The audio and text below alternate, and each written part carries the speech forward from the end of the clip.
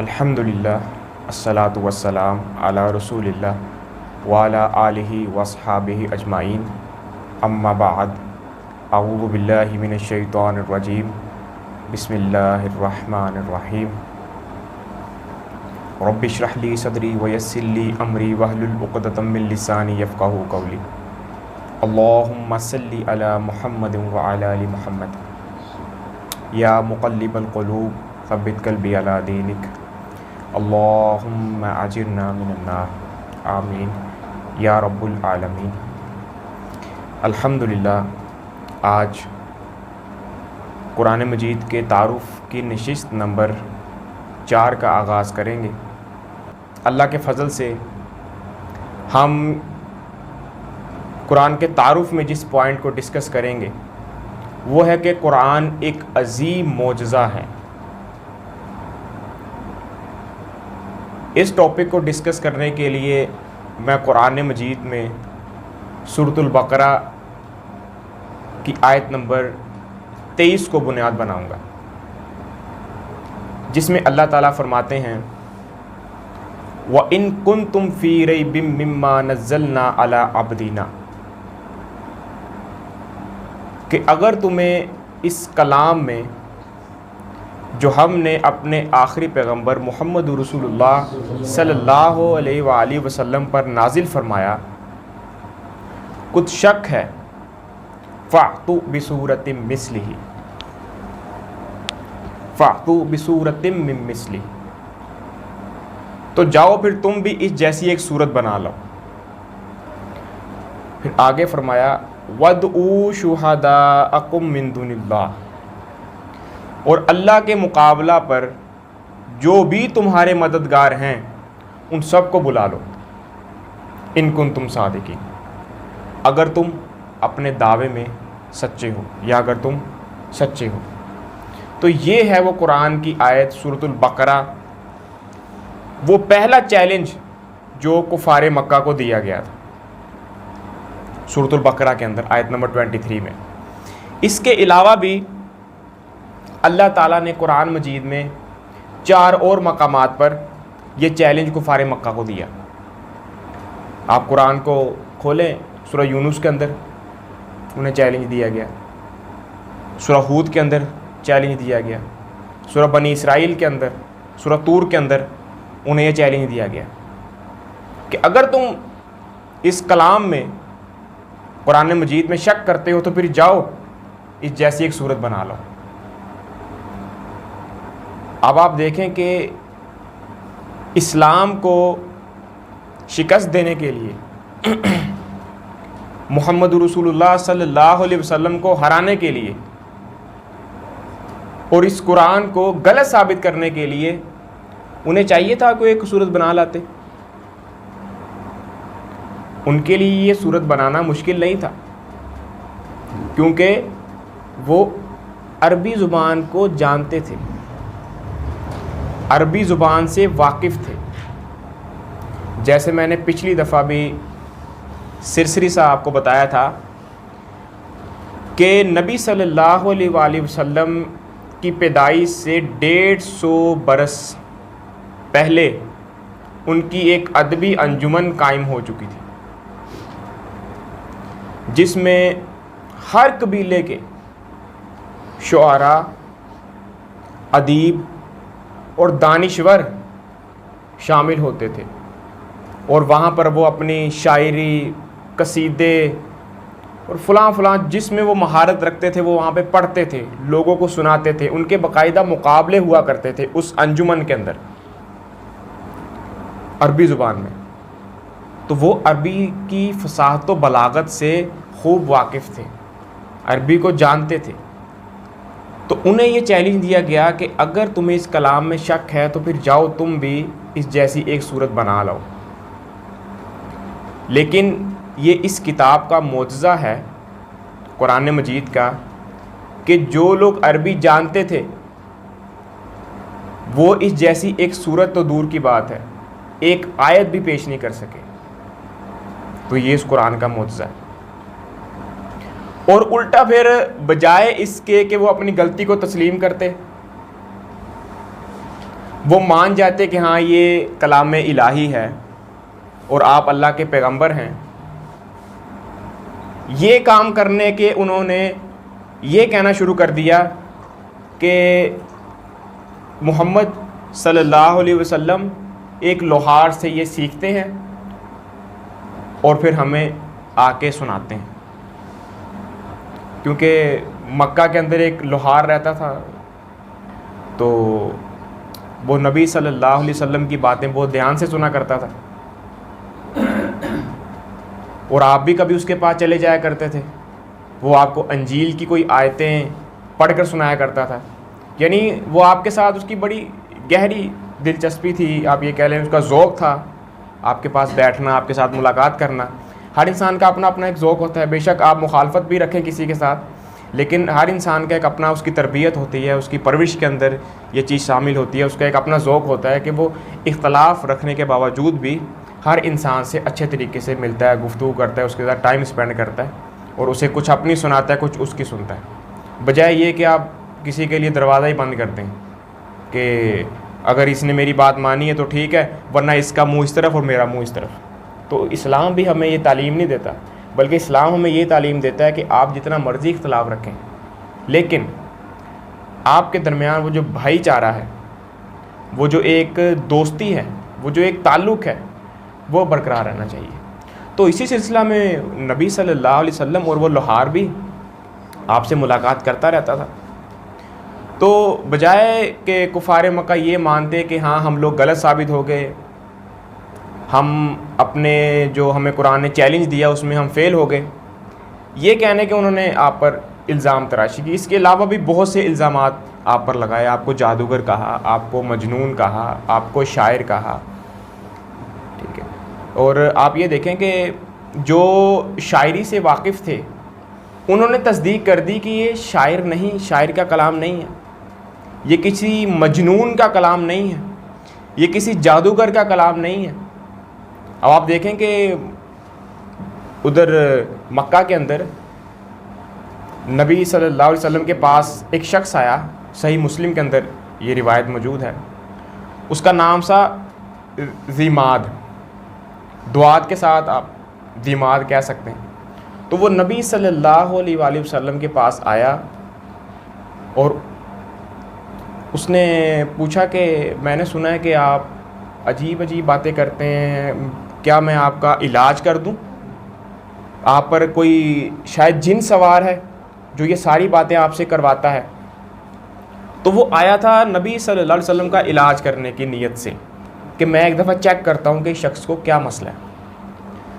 تو نبی صلی اللہ علیہ وآلہ وسلم نے کہا کہ آپ نے کچھ نہیں فرمایا، آپ نے صرف جو ہم اپنی تقریر سے پہلے خطبہ پڑھتے ہیں، ان الحمد للہ نحمدہ ونستعینہ ونستغفرہ ونعوذ باللہ من شرور انفسنا ومن سیئات اعمالنا ومن یہدہ اللہ فلا مضل لہ ومن یضللہ فلا ہادی لہ واشہد ان لا الہ الا اللہ وحدہ لا شریک لہ واشہد ان محمدا عبدہ ورسولہ۔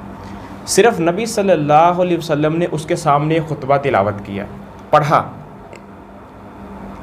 تو وہ کافی امپریس ہوا اس سے کہ یہ آپ نے کیا پڑھا ہے۔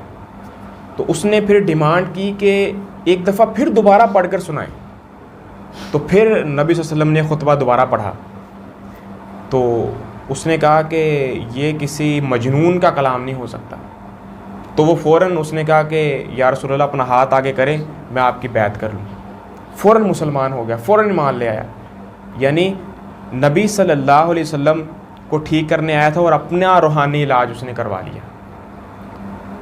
تو جو لوگ کسی فیلڈ کے ایکسپرٹ تھے انہوں نے تصدیق کر دی کہ یہ اللہ کے نبی ہیں، اور جو لوگ جاہل تھے وہ آخرت تک جہالت پہ ڈٹے رہے، نہ انہوں نے اس کلام کو اللہ کا کلام مانا اور نہ انہوں نے محمد رسول اللہ کو اللہ کا نبی مانا، جس طرح موسیٰ علیہ السلام کے ساتھ ہوا کہ جب فرعون نے جادوگروں کو بلایا اپنے محل کے اندر اور موسیٰ علیہ السلام کو بھی بلا لیا، تو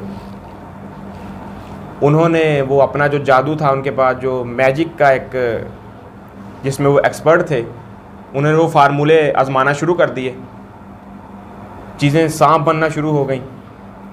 تو اب موسیٰ علیہ السلام ڈر گئے ایک دفعہ، لیکن ان کے ہاتھ کے اندر ایک عصا پکڑا ہوا تھا. موسیٰ علیہ السلام کو نہیں پتا تھا کہ جو عصا ہے یہ میرے کس کام آ سکتا ہے. میں اسے پانی میں ماروں تو پانی کو دریا کے اندر سے راستہ بنا دے، انہیں نہیں پتا تھا. میں اسے زمین پر پھینکوں تو یہ سانپ بن کر ان جادوگروں کے سانپ ہڑپ کر لے، انہیں کھا جائے. موسیٰ علیہ السلام کو نہیں چیز کا پتا تھا. اللہ تعالیٰ نے وحی کے ذریعے انہیں بتایا کہ اب آپ اپنا عصا پھینکیں تو یہ سانپ بنے گا اور ان کے سانپوں کو کھا جائے گا.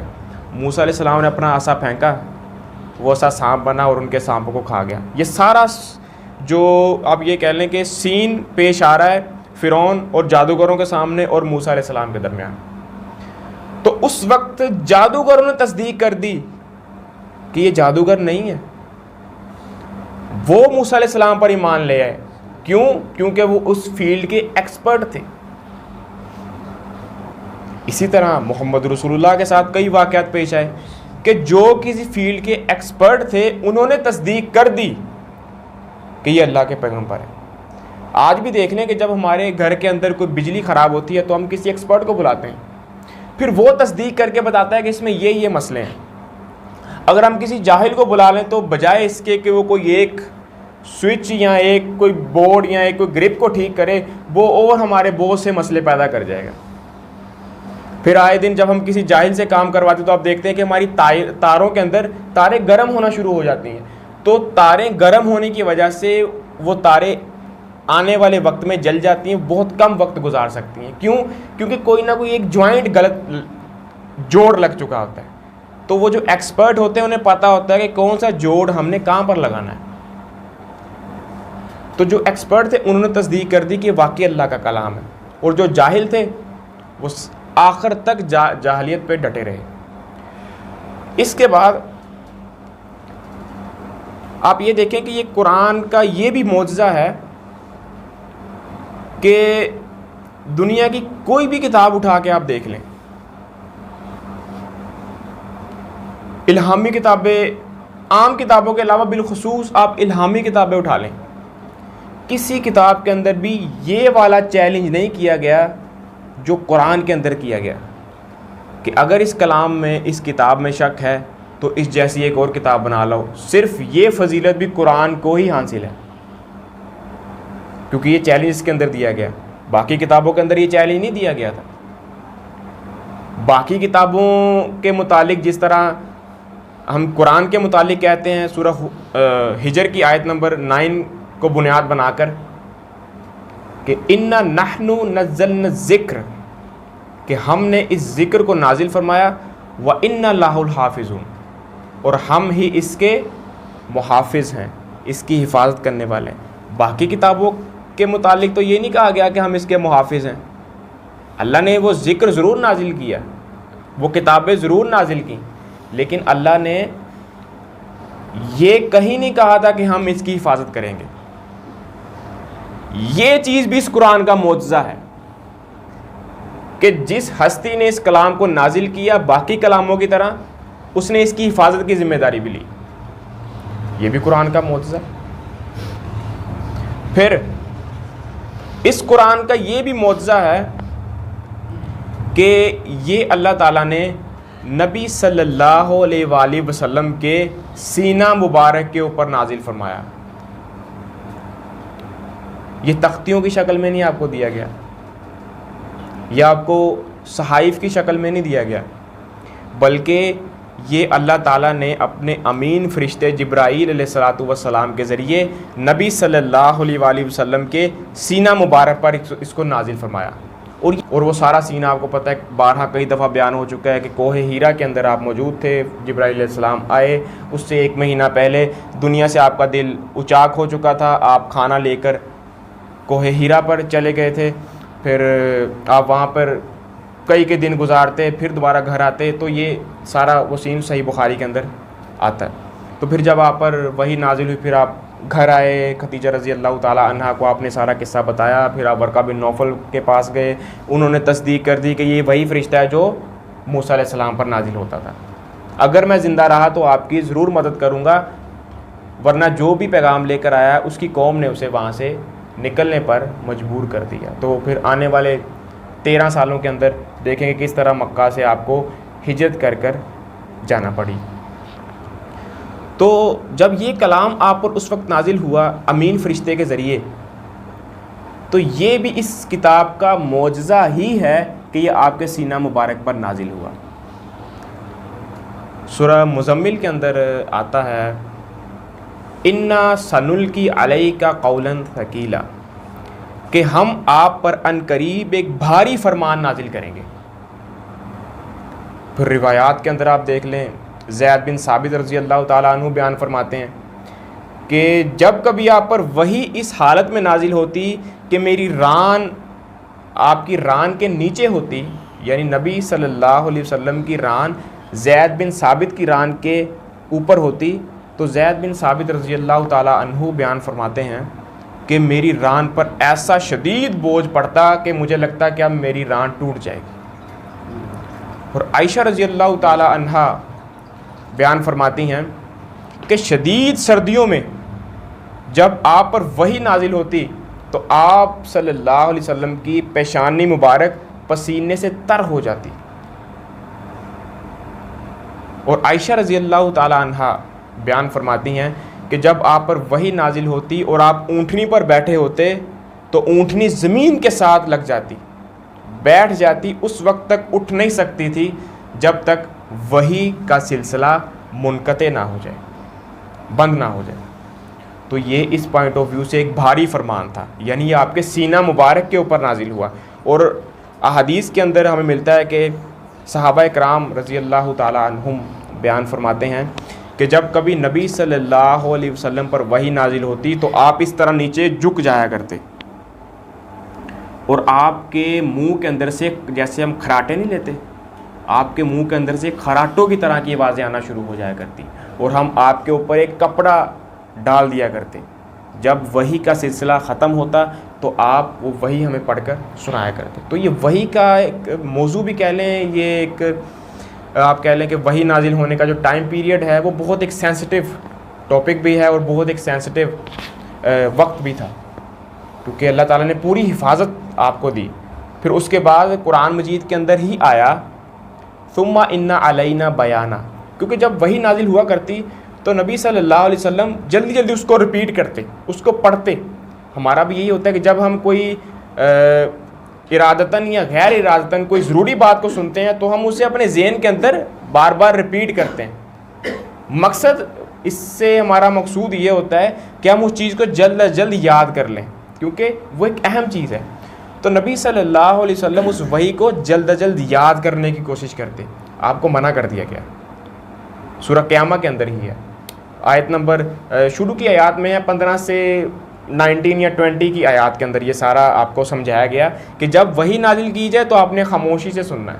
ثم ان علینا بیانا، اس کا جمع کرنا اور اس کے بیان کا آپ کو علم دینا ہماری ذمہ داری، آپ کو اس سے بھی روک دیا گیا. تو یہ بھی ایک الگ سے ٹاپک ہے کہ قرآن آپ پر کس طرح نازل ہوا، یہ ایک الگ موضوع ہے. لیکن آج جس موضوع کے تحت ہم چلیں گے وہ ہے قرآن ایک معجزہ. تو دیکھیں کہ بڑی یعنی حیرت کی بات ہے، آپ یہ کہہ لیں کہ تعجب کی بات ہے کہ ہمارے چھوٹے چھوٹے معصوم بچے جو بیچارے اسکول کی تعلیم کے بعد، یعنی ہم بالعموم اس طرح کرتے ہیں کہ 5ویں کلاس جب بچہ پاس کرتا ہے تو کوشش ہماری ہوتی ہے کہ وہ ابو سے مدرسے کے اندر قرآن کو حفظ کرنے کے لیے داخل کروا دیا جائے تاکہ وہ 3 سال کے اندر یہ حفظ کرے.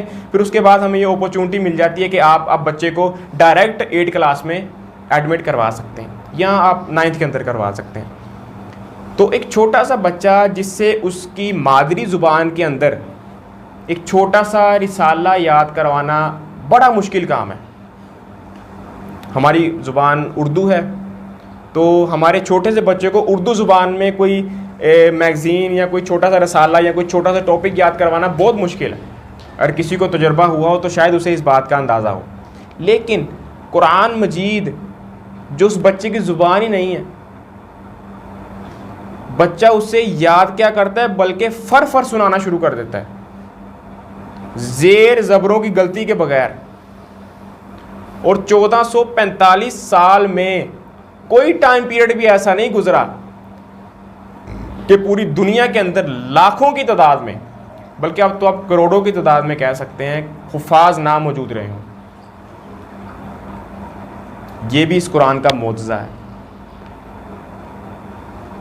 کوئی کتاب آپ دکھا دیں جو لوگ اس طرح بچے چھوٹے یاد کر لیں زبانی، اور پھر دیکھیں کہ اللہ تعالیٰ نے اس دین کا کیا ڈسپلن بنایا، اس کتاب کا کیا ایک آپ کہہ لیں کہ اصول و ضوابط، قانون، ڈسپلن ہے کہ آگے امامت کروانے والا بعض اوقات ہوتا ہے 40 سال کا، 50 سال کا، 60 سال کا، 30 سال کا، اور اگر وہ بھول جائے کہیں سے یا اس کو قرآن کی آیات میں کہیں غلطی لگے تو پیچھے سے وہی چھوٹا بچہ لقمہ دیتا ہے، اور وہ قاری اس وقت تک، وہ عالم اس وقت تک آگے نہیں بڑھ سکتا جب تک وہ اس آیت کو درست نہ کر لے. قرآن کا معجزہ ہے. اور پھر یہ ڈسپلن دیکھ لیں کہ وہاں پر کوئی بھی چھوٹے اور بڑے کی قید نہیں ہوتی. اگر بچے نے لقمہ دیا ہے تو قاری کو اس کی بات ماننی پڑے گی. قاری یہ نہیں کہہ سکتا کہ نہیں تم بچے ہو، تمہیں کیا علم.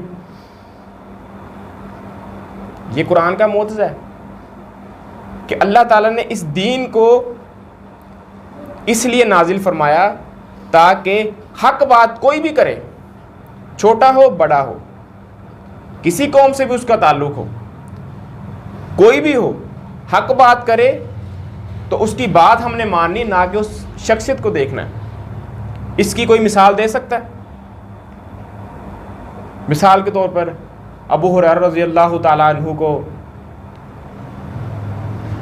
آپ نے گلے پر محافظ بنا کے کھڑا کیا کہ حفاظت کریں، تو آپ کے پاس شیطان انسانی شکل میں آیا، تو اس نے آ کے آپ کو کون سا وظیفہ دیا؟ آیت الکرسی کا وظیفہ. تو آپ نے نبی صلی اللہ علیہ وسلم کو بتایا، ڈسکس کیا، تو پھر نبی صلی اللہ علیہ وسلم نے بتایا کہ وہ تھا شیطان لیکن بات صحیح کر کے گیا ہے. تو آیت الکرسی قرآن مجید کی اسی صورت کے اندر، سورہ بقرہ کے اندر 255 آیت ہے، اللہ لا الہ الا هو الحی القیوم. تو اس سے ہمیں یہ پتہ چلتا ہے کہ آپ نے ہمیشہ بات کو دیکھنا ہے. آپ نے یہ نہیں دیکھنا کہ کس فرقے سے اس کا تعلق ہے، کس مذہب سے اس کا تعلق ہے، کس مسلک سے اس کا تعلق ہے. آپ نے یہ چیز نہیں دیکھنی. آپ نے دیکھنا ہے کہ یہ بات کیا کر رہا ہے. تو یہ بھی آج کل ہمارے سر ساجد اسد اللہ صاحب ہیں، تو وہ ہمارے کالج کے وائس پرنسپل بھی، تو وہ آج کل ہمیں اختلاف کے آداب پڑھا رہے ہیں. اس کے اندر انہوں نے ڈسکس کیا تھا کہ اختلاف کے آداب میں یہ چیز شامل ہے کہ آپ کسی کی بات کو دھیان سے سنیں بجائے اس کے کہ آپ اس شخصیت کو دیکھیں کہ وہ شخص کون ہے بات کرنے والا. تو یہ بلکہ ایک ہمارے اور بھی آپ یہ کہہ لیں کہ استاد ہیں، ایک دفعہ بارہا ان سے ملاقات ہوئی ہے لاہور کے اندر، تو وہ بھی ایک پروفیسر کالج کے اندر ہیں. تو لاسٹ ٹائم ہم تقریباً 1 سال پہلے، پچھلے سال ان سے ملاقات ہوئی لاہور کے اندر ہماری. اختر حسین عزمی صاحب ان کا نام ہے. تو اب انہوں نے ریسنٹلی پچھلے دنوں سے یوٹیوب کا بھی چینل اپنا شروع کیا ہے ایوان اعظمی کے نام سے. تو بہت کرٹیکل ٹاپک انہوں نے وہاں پہ ڈسکس کرنے ہوتے ہیں. یعنی جس طرح ہم قرآن کے تعارف کو یا مختلف ٹاپک کو ڈسکس کرتے ہیں، وہ ایسا نہیں کرتے. وہ کرتے ہیں، انہوں نے صرف 4 یا 5 منٹ کی ویڈیو ریکارڈ کروانی ہوتی ہے اپنے گھر کے اندر بیٹھ کے. ان کی ایک باقاعدہ لائبریری ہے، وہ کتابوں کے مصنف ہیں. لاسٹ ٹائم جب ہماری ان سے ملاقات ہوئی تو وہ سیرت کے اوپر 1000 صفات پر مشتمل کتاب کو لکھ رہے تھے. تو ان کی کتاب ہے اختلاف کے آداب، 2 جلدوں کے اندر، اختر حسین عزمی صاحب کی. تو وہ انہوں نے ہمیں تحفے میں بھی دی تھی جب ہم ان سے ملنے کے لیے گئے تھے. تو یہ اختلاف کے جو آداب ہیں، یہ ہر شخص کے لیے جو دین کے ساتھ تھوڑا بہت تعلق رکھتا ہے اس کے لیے پڑھنا ضروری ہے. کیونکہ اگر آپ اختلاف کے آداب نہیں پڑھیں گے تو آپ دین کو جان نہیں سکتے، سمجھ نہیں سکتے، پڑھ نہیں سکتے. دین کو سمجھنے کے لیے، دین کا فہم حاصل کرنے کے لیے سب سے زیادہ ضروری جو چیز ہے وہ یہ ہے کہ آپ ہر شخص سے ملیں، ہر شخص کے موقف کو سنیں. بجائے یہ کہ بعض اوقات ہماری کوشش ہوتی ہے کہ ہم اہل علم ہیں تو ہم ہی اپنی بات کو سنائیں، اپنی بات کو منوائیں. لیکن ایسا نہیں ہونا چاہیے. آپ اگلے کی بات کو سنیں. اس سے آپ کو یہ فائدہ ہوگا کہ آپ اگلے کے ذہن کو پڑھ لیں گے, آپ کو یہ حکمت حاصل ہو جائے گی اس کی گفتگو سے کہ اب کس طرح کی بات میں کروں کہ یہ انسان ہضم کر لے گا. بعض اوقات اس طرح ہوتا ہے کہ ہم اگلے کو پہلے پرکھتے نہیں ہیں, جانتے نہیں ہیں, سمجھتے نہیں ہیں, اور ہم اس سے کوئی ایسا ٹاپک ڈسکس کرتے ہیں کہ دوبارہ وہ ہم سے ملنے کا خواہش مند رہتا ہی نہیں ہے.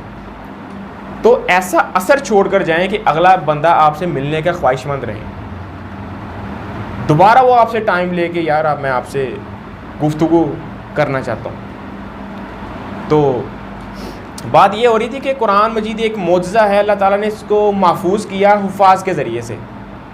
یعنی اللہ تعالیٰ نے, اب یہ دیکھ لیں کہ دنیا سے پورے قرآن بھی, ایسا ہو تو نہیں سکتا کہ پورے قرآن بھی اگر غائب کر دیے جائیں تو پھر بھی قرآن محفوظ ہے. آپ دنیا کے کسی فلاں ملک سے ایک بچہ اٹھا لیں, فلاں ملک سے دوسرا بچہ اٹھا لیں, فلاں ملک سے تیسرا بچہ اٹھا لیں, ایک بچہ قرآن کی آیت پڑھے گا, دوسرا اس سے آگے پڑھ دے گا, تیسرا اس سے آگے پڑھ دے گا, بالکل اختلاف آئے گا ہی نہیں. کیا دنیا کی کوئی کتاب میں ایسا ہو سکتا ہے؟ صرف قرآن ہی ہے کہ ایک بچہ آیت پڑھے اور دوسرا اس سے آگے آئے شروع کر دے. یہ ڈسپلن صرف قرآن کے اندر ہے, کسی کتاب کے اندر نہیں. معجزہ ہے قرآن کا. اس کے علاوہ قرآن کے بے شمار معجزات ہیں, یعنی ڈسکس کیے جائیں تو شاید یہ ختم ہی نہ ہو. جس طرح ایک حدیث کے اندر آتا ہے کہ اللہ تعالیٰ کی حمد و ثنا کرنے کے لیے اگر سمندروں کو سیاہی بنا دیا جائے, درختوں کو قلم بنا دیا جائے, تو اللہ تعالیٰ کی حمد ختم نہیں ہوگی, یہ چیزیں ختم ہو جائیں گی. تو یہ بھی اللہ تعالیٰ کا کلام ہے, اللہ کی صفت ہے. تو ظاہری بات ہے جس طرح اللہ کی حمد بھی ختم نہیں ہو سکتی, تو اس کتاب کا تعارف یا اس کی اب یہ کہہ لیں کہ تعریف یا اس کے معجزات گنوانا شروع کر دیے جائیں تو وہ بھی ختم نہیں ہوں گے. ویسے تو بے شمار معجزات ہیں اس کتاب کے علاوہ پریکٹیکل لائف کے اندر جو ہم ڈیلی روٹین میں دیکھ رہے ہوتے ہیں, لیکن ہمیں ان معجزات کی عادت جو ہو چکی ہوتی ہے, اس وجہ سے ہمیں وہ معجزات نہیں لگتے. مثال کے طور پر سورج کا مشرق سے نکلنا ایک معجزہ ہے, مغرب میں غروب ہونا معجزہ ہے, تاروں کا ہمیں نظر آنا جن تک ہماری پہنچ ہی نہیں ہے معجزہ ہے, بارش کا ہونا معجزہ ہے, ایک چھوٹے سے بیج کے اندر سے 6 ارب گنا درخت کا بن جانا معجزہ ہے. لیکن ہم ان معجزات کے عادی ہو چکے ہیں, اس وجہ سے ہمیں یہ معجزات لگتے نہیں ہیں. مثال کے طور پر کسی شخص کی عمر 40 سال ہے, اس نے ساری زندگی آسمان سے بارش ٹپکتی دیکھی نہیں ہے, تو جب وہ 40 سال کی عمر میں یا 50 سال کی عمر میں اچانک بارش کو دیکھے گا آسمان سے, تو وہ کہے گا کہ یہ تو اللہ کا بہت بڑا معجزہ ہے, ٹھیک ہے, میں اللہ پر ایمان لایا. لیکن بے شمار معجزات ہیں. میں پچھلے دنوں اپنے دوستوں سے بات کر رہا تھا کہ اللہ کا یہ دیکھیں کہ کتنی بڑی نعمت ہے ہمارے اوپر, اللہ کا کتنا بڑا فضل ہے ہمارے اوپر کہ وہ فری ہمیں بالکل یہ آکسیجن جو ہم سانس لیتے ہیں بالکل ہمارے لیے فری ہے, کوئی اس کا ٹیکس نہیں دینا پڑتا, کوئی ہمیں بل نہیں آتا, بالکل یہ فری ہے. اگر سانس لینے کے لیے آپ کو 24 گھنٹے ایک سلنڈر خریدنا پڑ جائے تو وہ 5 سے 6 ہزار روپے کا ہے. 24 گھنٹے اپنی سانس کو چلانے کے لیے جو سلنڈر آپ کو خریدنا پڑے گا آکسیجن کا, وہ شاید 5 سے 6 ہزار روپے کا ہے. اور آپ سسٹم اللہ نے ایسا لگا دیا کہ سو بھی رہے ہیں تو آپ کا وہ والا سسٹم کام کر رہا ہے جس سے آپ نے سانس لینی ہے, اور بالکل فری ہے. تو اللہ تعالیٰ کے بے شمار معجزات ہیں جو ہم ڈیلی روٹین پر استعمال کر رہے ہیں, ٹھیک ہے, لیکن ہمیں کبھی ان کا کوئی بل نہیں دینا پڑتا, کوئی ٹیکس نہیں ہمیں آتا. اس کے باوجود بھی آپ دیکھ لیں کہ ہم اللہ کے کتنے فرما بردار تو نہیں کہہ سکتے, نافرمان ہیں. کیونکہ قرآن کی آیت ہے وما قدر اللہ حق قدری, کہ لوگوں نے, اللہ تعالیٰ فرماتے ہیں کہ ہماری قدر اس طرح نہیں کی جس طرح ہماری قدر کرنے کا حق تھا.